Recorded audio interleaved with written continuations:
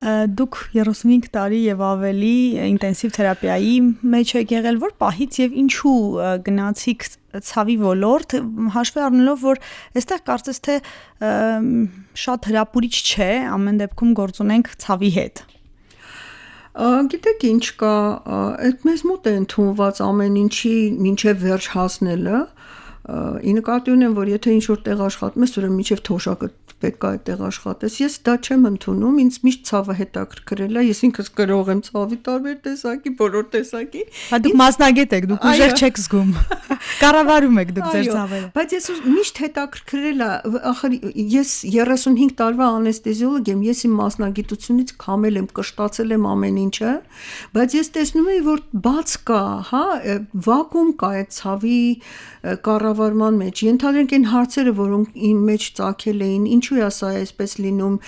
եւ այլն, ես սկսեցի հետաքրքրվել եւ տեսա, որ բացարձակ դատարկ է այս դաշտը։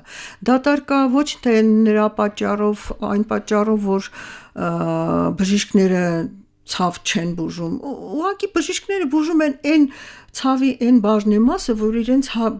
բան է հասնում, հա, բաժին է հասնում, տավտոլոգիա ստացվեց, բայց ոչինչ,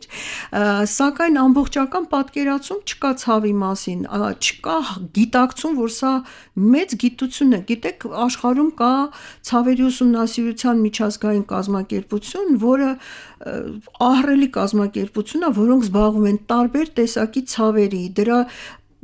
ծագման մեխանիզմներով, դրա բուժման մեխանիզմներով, դրա մուլտիդիսցիպլինար մոտեցման, այդ շատ կարևոր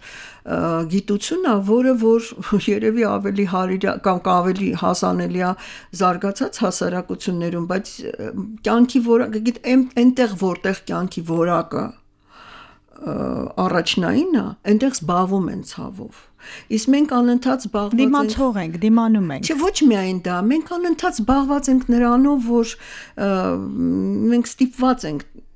պատերազմների մեջ լինելով կամ ծանր ապրելով, մենք ավելի կենսական ենք մոտենում մեր կյանքին։ Կյանքի որակը այդքան կարևոր չի, որովհետև ոչ թե կարևոր չէ, դրան չեն հասնում մարդիկ։ Այնտեղ որտեղ նրանք պետք է մտածեն ամեն օրվա հացի մասին, հանապազորյա, հա, այնտեղ որտեղ պետք է մտածեն, որ պատերազմը եւ այլն, հիմա չեմ ուզում խորացնել այս ամեն ինչը, մարդու կյանքի ընկալումը փոխվում է։ Այդ Մասլովի այդ բուրգը, այո։ Մենք առաջի երկուսի վրա կանգնած ենք, չենք կարողանում բարձրանանք, որ հոգևոր կյանքով ապրենք, մեր կյանքի որակի մասին մտածենք, այդ որակը, որ մենք հասկանում ենք, չենք կարողանում հասնենք։ Ես խոսում եմ ոչ թե անհատների մասին, այլ հասարակության մասին։ Հենց որ հասարակությունը բարձրացավ հասավ այդտեղ, նա պահանջ կձևավորի կյանքի որակի մասին։ Հիմա այսպես կամած քայլերով պալիատիվ խնամքը ներմուծելով, ցավի կառավարումը ներմուծելով, փորձում ենք կյանքի որակը դարձնել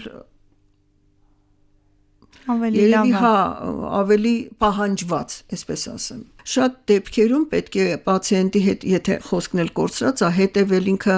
ինչպես է շարժում, այն ինչ որ ես արդեն նշեցի, հետևել արդյոք պարկելը հարուկներ ունի, արդյոք եթե նա պարկած է, իր ոտքերը հավասար են, թե չէ երկարությունը, որովհետև շատ անգամ կարող է անգամ կոտրվածք ստանալ պարկած տեղում, պաթոլոգիական կոտրվածք ստանալ եւ դրա հետևանքով վերջույթը կարճանում է, կարելի է դա նկատել, հա, կամ ինքը փամփերսի մեջ երկար ժամանակ դիսկոմֆորտի մեջ այնտեղ որոշակի բորբոքում կա, այդ ամեն ինչը պետք է վերանայել, բան անել, հա, հետևել դրան եւ պարբերաբար ստուգել, արդյոք այդ ամեն ինչը կա թե չէ։ Բժիշկ, հանրամատչելի կուզեմ, որ բացատրեք բոլոր դեպքում, այդ թվում նաև տարեց բուժարուների ցավը, որտեղից ուղեղից ազդակն եկավ, մի քիչ հասկանանք, շատ հանրամատչելի, դե գիտեմ, որ կարճել հնարավոր չի լինի, բայց ամեն դեպքում էլի, այս ցավ զգալու բանը մեր դեպքում ատամի, էական չի, ընդհանուր առմամբ։ Ուրեմն որպեսզի ես ինքս ինձանից չհորինեմ, ասեմ միջազգային սահմանումը, ցավը տհաճ հոգեհուզական փորձառություն է, որը կապված է հյուսվածքների իրական կամ հնարավոր վնասման մեջ եւ կամ դրսևորվում է նման վնասումների հետ, այսինքն սա շատ սեղմ ասացի, ցավը կարող է պայմանավորված լինել իրական հյուսվածքի վնասումով, բորբոքումով եւ մենք կարող ենք չիմանալով, չտեսնելով տեղը, բայց եթե կա ցավային ազդակ, դրա մասին դատել, բայց շատ անգամ ցավ ունենում են մարդիկ, բայց տեղը չեն գտնում, հա, հատկապես դա լինում է իդիոպաթիկ ցավերի ժամանակ կամ նեյրոպաթիկ ցավերի ժամանակ կամ լինում է անհասկանալի պատճառներով, սա շատ բարդ ֆենոմեն է, շատ բարդ։ Այս սահմանման մեջ ես ձեզ ասացի, որ այնտեղ կա հոգեհուզական, հա, դրանք բանալի բառեր են։ Ինչի մասին է սա խոսում, որ ցավը շատ անհատական է։ Նույն բանի նկատմամբ, նույն ազդակի նկատմամբ դուք եւ ես տարբեր ռեակցիա կտակ։ Խոսքը գնում է, այ այստեղ էլ նորից ասեմ տանելիության մասին։ Տարեց մարդիկ ի տարբերություն երիտասարդների տանելիություն չունեն ցավի։ Ցավի ես կվերադառնամ մեր ցավի այդ սահմանմանը, բայց այնքան հետաքրքիր եք խոսում հարցից հարցը բացվում։ Հա, ես ուղղակի կուզեմ սա ասել, որ երիտասարդ մարդը շատ ավելի դիմացկուն է։ Հա, դիմացկուն է, համբերատար է իր ցավի նկատմամբ, իմանալով որ կանցնի։ Տարեց մարդու համար թեթևակի ցավն էլ անտանելիություն է առաջացնում, որովհետև բայց դա ոչ թե կապրիզի հարց է կամ ինչ որ բանի հարց է, այլ դա որոշակի հակացավային համակարգի միջնորդանյութերի ուղղակի ֆիզիկական պակասելու հետևանք է, դրանք են սերոտոնինը, նորադրենալինը, դոֆամինը եւ այլն, այսինքն եթե երիտասարդների մոտ լիարժեք նյարդային համակարգի աշխատանքի պայմաններում այդ բոլոր հարցերը կարգավորվում են, տարեց մարդու մոտ այդ հարցը շատ խնդրահարույց է, որովհետև ռեսուրս չունի, որ դիմանա։ Ճիշտ երեխաների պես, չէ, երբ որ ծունկը վնասում են, իրենք շատ կան հանգստանան դրանից, բայց միջին տարիքում գիտեք, որ հա, որովհետև արդեն փորձառություն կա։ Եվ այդպես ես ձեզ ինչպես ասացի, այնտեղ երկու բանալի բառ կա հոգեհուզական, հոգեբանական եւ հուզական, սա շատ կարեւոր է հասկանալ եւ շատ սա բաղադրիչ մասն է եւ ոչ միայն ցավի զգացողության, այլ նաեւ ցավի կառավարման հարցում եւ որևէ մեկը չի կարող ասել, որ ես միայնակ կարող եմ ցավը բուժել, ցավը իր բուժման չասենք, բայց կառավարման մեջ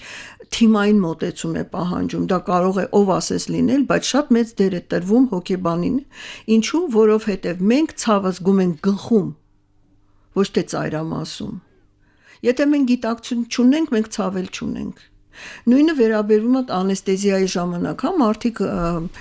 ցավ չեն զգում, չէ, դրա համար էլ նրանց գիտակցությունը անջատում են, այսինքն ցավը գիտակցական ֆենոմեն է եւ կախված նրանից, թե դուք ելքային ինչ վիճակում եք գտնվում, նորմալ վիճակում եք, ուրախ եք, գերգրգռված եք կամ տխուր եք, նույն ցավը տարբեր ձևով է ընկալվում, այնպես որ դա շատ բարդ ֆենոմեն է, ինչի համար կան հատուկ կրիչներ, հատուկ ընկալիչներ եւ կրիչներ, նյարդային բջիջներ, որոնք այդ ինֆորմացիան ճանապարհին փոփոխելով, բարձրացնելով, իջացնելով վերում հասցնում են մեր կեղևին եւ մենք գիտակցում ենք ցավը, հա? Մենք գիտակցում ենք այն։ Իսկապես շատ հետաքրքիր է։